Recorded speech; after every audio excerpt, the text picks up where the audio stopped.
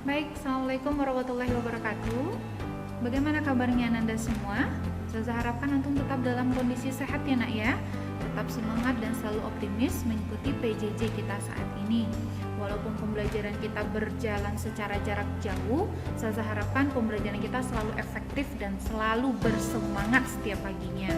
Baik, jumpa lagi dengan Saza Novi dalam pembelajaran Bahasa Indonesia dengan materi kita yang terbaru ada pada bab 3, yaitu mengenai teks eksposisi. Sebelum kita mulai belajar, ada baiknya kita mulai pembelajaran kita kali ini dengan membacakan basmalah. Bismillahirrohmanirrohim. Baik, adapun KD yang akan kita pelajari kali ini adalah tentang 3.5, mengidentifikasi informasi mengenai teks eksposisi. Baik anak Ustazah semuanya, adapun tujuan dari pembelajaran kita kali ini adalah setelah Antum menyimak video yang sudah Ustazah paparkan kali ini, Ustazah harapkan Antum mampu memahami pengertian dari teks eksposisi itu sendiri. Kemudian yang kedua, mampu memahami ciri-ciri dari teks eksposisi. Yang ketiga, mampu memahami unsur dari teks eksposisi. Dan yang keempat, mampu memahami jenis dari teks eksposisi. Jadi sayang, pada pertemuan kita kali ini kita akan mempelajari 4 hal. Yang pertama ada pengertian, yang kedua mengenai ciri, yang ketiga ada unsur, dan yang keempat ada jenis. Oke, tetap semangat ya. Nah, ini dia tentang pengertian. Di sini sengaja saya buatkan mengenai struktur biar antum kenal dulu pada bagian awal. Silakan antum simak teks ini. Ini ada Ustazah kasih ya, yang berwarna merah ini adalah masalah teksis, argumentasi, kemudian penegasan. Ini nanti sebenarnya kita masuk pada bagian struktur. Tapi tidak apa-apa ya, saya kenalkan di awal agar antum bisa fokus dan bisa menelaah teks ini. Oke, baik, kita masuk pada pengertian ya. Sebenarnya eksposisi ini berasal dari bahasa Latin yaitu exposition, yang memiliki makna memberitahukan, memaparkan, menguraikan, dan menjelaskan. Menurut bahasanya, maka eksposisi itu sendiri merupakan teks yang menguraikan atau memaparkan sesuatu berdasarkan tujuan dan menjelaskan maksud dari suatu karangan. Nih, kita lihat contohnya di sini. Ini adalah paragraf tentang sistem pendidikan yang ada di Indonesia. Ya, bisa antum baca baik-baik. Di sini ada terdiri dari 3 bagian, di mana tesisnya atau permasalahan awalnya adalah sistem pendidikan Indonesia saat ini mengalami suatu perubahan yang sangat signifikan.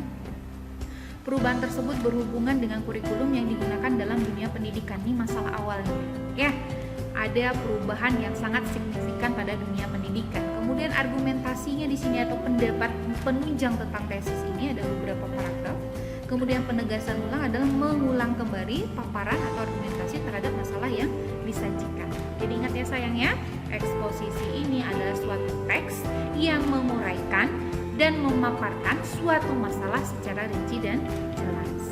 Oke, sampai di sini antum sudah mulai terbuka ya masalah tentang eksposisi ini. Nah, selanjutnya adalah ciri-ciri dari eksposisi itu sendiri.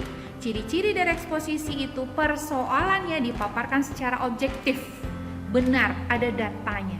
Ya, kemudian gaya penulisan dalam eksposisi itu sendiri adalah informatif, memberikan informasi yang jelas bagi pembacanya. Dan pada eksposisi itu sendiri harus memuat fakta. Ya. Nah, dari ketiga ciri-ciri ini bisa kita simpulkan bahwasannya tujuan dari teks eksposisi itu sendiri adalah memberikan penjelasan atau keterangan yang lengkap kepada pembaca. Nah, ini dia unsur dari teks eksposisi terdiri dari 2 saja. Setiap teks eksposisi terdiri 2 unsur. Yang pertama gagasan, pendapat kita atau pendapat si penulis atau pendapat pendukung. Kemudian fakta, kajiannya harus benar-benar terjadi dan bisa dibuktikan. Ya. Selanjutnya adalah jenis dari teks eksposisi. Nah, ini kita akan berlama-lama di sini ya sayang ya. Dari jenis teks eksposisi itu ada 6. Ada identifikasi, ada perbandingan dan pertentangan, ada itu ilustrasi, ada klasifikasi, ada definisi, dan ada analisis. Ingat ya, ada 6 bagian atau 6 jenis dalam teks eksposisi. Baik, kita bahas satu-satu ya. Yang pertama adalah eksposisi dengan jenis identifikasi. Apa itu, Zah? Identifikasi teks yang menyebutkan atau berusaha menyebutkan ciri-ciri dari suatu teks tersebut dengan menyebutkan ciri suatu objek agar pembaca atau pendengar lebih mengenal dengan objek yang kita paparkan tersebut. Di sini contohnya sudah Ustazah berikan, antum lihat pada slide-nya, antum baca baik-baik. Ini Ustazah kasih judulnya atau teks mengenai ayam. Ayam adalah sebuah unggas yang sering kita temui. Ayam sangat erat dalam kehidupan kita sehari-hari. Setiap hari pasti kita mengkonsumsi ayam, baik masih dalam bentuk telur ataupun ayam yang masih utuh. Ayam pada dasarnya memiliki beberapa jenis seperti ayam kate, ayam hutan merah, ayam Sumatera, dan lain-lainnya. Ketiga ayam tersebut memiliki ciri khas tersendiri. Ciri utama pada hewan kate adalah badannya yang kecil dan mungil, bentuk lehernya menyerupai huruf S, dan kepalanya tertarik ke belakang. Oke, sampai di sini saja Ustazah foto. Ada identifikasi memaparkan ciri-ciri. Tadi di awal sudah dibacakan, sudah kita ketahui ada jenis-jenis ayam, ada ayam kate, ayam hutan merah, ayam Sumatera, dan pada paragraf selanjutnya dijelaskan bahwa ciri ayam kate itu yang pertama adalah badannya kecil, badannya mungil, dan lehernya berbentuk huruf S. Oke, sampai di sini paham ya? Ini adalah contoh atau jenis dari eksposisi berjenis identifikasi. Bagaimana? Masih semangat? Kita lanjut yang kedua. Ini dia perbandingan dan pertentangan dengan jenis kita yang kedua, perbandingan dan pertentangan. Di mana pada bagian jenis ini tipe analisis yang menggunakan teknik pengembangan dari paragraf itu sendiri, di mana kalimat utamanya mengandung pokok pikiran dalam paragraf dan dapat dijelaskan dengan cara membandingkan antara satu dengan yang lainnya. Silakan antum simak paragrafnya, nah. Ini sudah Ustazah kasih contoh dua-dua. Yang di atas adalah contoh paragraf eksposisi perbandingan. Tinju bukanlah jenis olahraga yang banyak peminatnya. Yang banyak adalah penggemarnya. Berbeda dengan olahraga jalan kaki atau jogging, memiliki peminat yang banyak, penggemarnya yang sedikit. Kenapa begitu? Karena tidak ada orang yang menonton orang lain berjalan kaki. Ini perbandingan ya, dia membandingkan antara olahraga tinju dengan olahraga jogging atau lari. Kemudian paragraf yang selanjutnya, contoh paragraf eksposisi dari pertentangan. Kalau tadi kita masuk pada perbandingan, sekarang kita masuk pada pertentangan. Orang gemar bersepeda pada umumnya ialah orang yang mencintai lingkungan dan alam sekitar. Sebaliknya, orang yang pernah bersepeda kebanyakan orang kota yang kemana-mana terbiasa naik mobil yang nyaman. Mereka akan komplain apabila bertemu jalan yang sempit di lorong-lorong khususnya di desa. Nah, ini ada pertentangan antara orang yang sejatinya hobi bersepeda dan orang yang tidak hobi bersepeda. Oke, ini dia paragraf tentang perbandingan dan pertentangan. Kita masuk pada jenis yang ketiga. Yang ketiga adalah ilustrasi, di mana teks ini memaparkan gambaran atau penjelasan khusus dan konkret terhadap suatu prinsip yang bersifat umum, di mana penulis itu sendiri menjelaskan suatu gagasan secara jelas sehingga pembaca tidak lagi kebingungan memahami gagasan atau masalah yang sedang diceritakan. Ini dia dari ilustrasi. Kita lihat contohnya sayangnya. Sampai hari ke-8, bantuan untuk para korban gempa Yogyakarta belum merata. Hal ini terlihat di beberapa wilayah Bantul dan Jetis. Misalnya di Desa Piyungan. Sampai saat ini warga desa hanya makan singkong. Mereka mengambilnya dari beberapa kebun warga. Jika ada warga yang makan nasi, itu adalah sisa-sisa beras yang mereka kumpulkan di balik reruntuhan bangunan. Kondisi seperti ini menunjukkan bahwa bantuan pemerintah kurang merata, memaparkan, menggambarkan bagaimana susahnya suatu warga yang sedang dialami musibah. Itu dia prinsip dari ilustrasi. Selanjutnya, jenis kita yang keempat adalah klasifikasi. Oke, dari katanya saja klasifikasi berarti di sini ada terjadi proses pengelompokan. Nah, makanya pada jenis klasifikasi ini, metode ini merupakan metode yang digunakan untuk menempatkan hal atau benda dan dikelompokkan berdasarkan unsurnya atau kelompoknya masing-masing.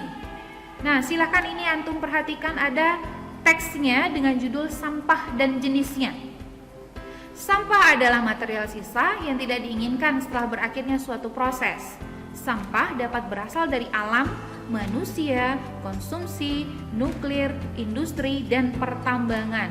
Sementara itu, menurut Kamus Besar Bahasa Indonesia Online, yang dimaksud dengan sampah adalah barang atau benda yang dibuang karena tidak terpakai lagi dan sebagainya. Menurut sifatnya, sampah dapat dibagi dalam 3 jenis, yaitu sampah organik, sampah anorganik, dan limbah beracun. Oke, sampai di sini saja penggak. Klasifikasi. Dia jelaskan dulu pengertian yang di awal sampah itu apa, kemudian pada paragraf selanjutnya dia jelaskan jenis-jenis dari sampah. Itu prinsip dari klasifikasi. Baik, kita lanjut. Selanjutnya adalah definisi. Ini adalah jenis kita yang kelima, ya. Di mana definisi ini dari bahasanya saja itu merupakan pengertian. Suatu pernyataan tentang maksud, pernyataan atau penjelasan tentang makna dari suatu masalah yang akan kita teliti. Dan definisi ini sendiri mencakup tentang pembahasan mengenai pengertian barang atau hal-hal yang akan dijelaskan. Nah, menurut pengertian, di sini sudah Ustazah paparkan salah satu paragraf yang berhubungan dengan definisi. Oke, saat ini banyak manusia yang bisa hidup bersama dengan kucing dalam kehidupan sehari-harinya. Hal ini bukan hal yang baru, karena ternyata menurut fakta yang ada, hewan kucing memang telah berbaur dengan kehidupan manusia sudah sejak lama, bahkan sejak 6.000 tahun sebelum Masehi. Kucing sudah dikenal sebagai hewan peliharaan yang hidup berdampingan dengan manusia di tempat tinggalnya. Dari awal dipaparkan kucing itu apa, faktanya bagaimana, dan sejarahnya bagaimana. Ini merupakan ciri dari jenis paragraf definisi. Oke, selanjutnya ini adalah jenis kita yang terakhir, yaitu analisis. Di mana pada analisis ini dibagi menjadi 2, ada analisis kausal dan ada analisis proses. Di mana analisis kausal itu adalah paragraf yang memaparkan persoalan yang ada di dalamnya hubungan sebab dan akibat. Sementara analisis proses ini metode yang dianalisis dengan menjawab pertanyaan bagaimana atau terjadinya sesuatu. Kemudian contoh paragraf eksposisi kausal. Kausal berarti ada hubungan dari sebab akibat. Silakan antum perhatikan teks yang ada yang sudah Ustazah paparkan berikut ini. Hujan adalah air yang turun dari langit. Melalui berbagai proses hingga hujan dapat terjadinya hujan dan dirasakan oleh semua makhluk yang ada di muka bumi. Dengan adanya hujan membawa banyak manfaat. Salah satunya adalah memenuhi kebutuhan air semua makhluk yang ada di bumi. Namun, hujan yang datang pada kurun waktu tertentu akan banyak menimbulkan dampak negatif bagi kehidupan. Proses terjadinya hujan adalah gejala alam yang membentuk perputaran air di bumi ini. Oke, sampai di situ saja stop. Ya. Eksposisi kausal menjelaskan paragraf yang menjelaskan adanya hubungan sebab dan akibat. Oke, dan yang terakhir ini adalah contoh dari teks eksposisi analisis proses. Bagaimana menjelaskan kata tanya atau menjelaskan fungsi bagaimana terjadinya sesuatu. Kita lihat di sini. Tanah longsor adalah perpindahan material pembentuk lereng berupa bantuan, bahan rombakan, tanah atau material campuran bergerak ke bawah atau keluar dari lereng. Proses terjadinya tanah longsor dari air yang meresap menambah berat atau bobot tanah. Maka tanah menjadi licin dan pelapukan tanah di atasnya akan bergerak mengikuti keluar dari lereng. Tanah longsor termasuk ke dalam bencana karena bisa merugikan dan membawa dampak buruk atau kehidupan di sekitarnya. Ini dia proses terjadinya, bagaimana sih terjadinya tanah longsor. Jadi berbeda ya sayang ya. Kalau tadi kita lihat adalah kausal menjelaskan sebab akibat, bagaimana itu hujan, bagaimana pembentukan hujan, dan bagaimana sampai hujan itu turun. Dan pada paragraf berikutnya kita lihat masalah proses, bagaimana tanah longsor itu atau terjadinya tanah longsor. Oke, sampai di sini Ustazah rasa antum bisa menyimak, antum bisa mengamati ya. Dari awal sudah Ustazah jelaskan apa itu eksposisi. Eksposisi itu adalah paragraf yang menjelaskan tentang sesuatu hal dengan rinci, jelas, fakta ada, kemudian diiringi dengan pendapat-pendapat yang jelas atau mendukung terhadap suatu masalah yang kita paparkan. Oke, sekarang kita coba review materinya ya nak ya. Kemudian ciri-ciri dari teks eksposisi itu sendiri adalah bersifat objektif, gaya penulisannya informatif, dan memuat fakta.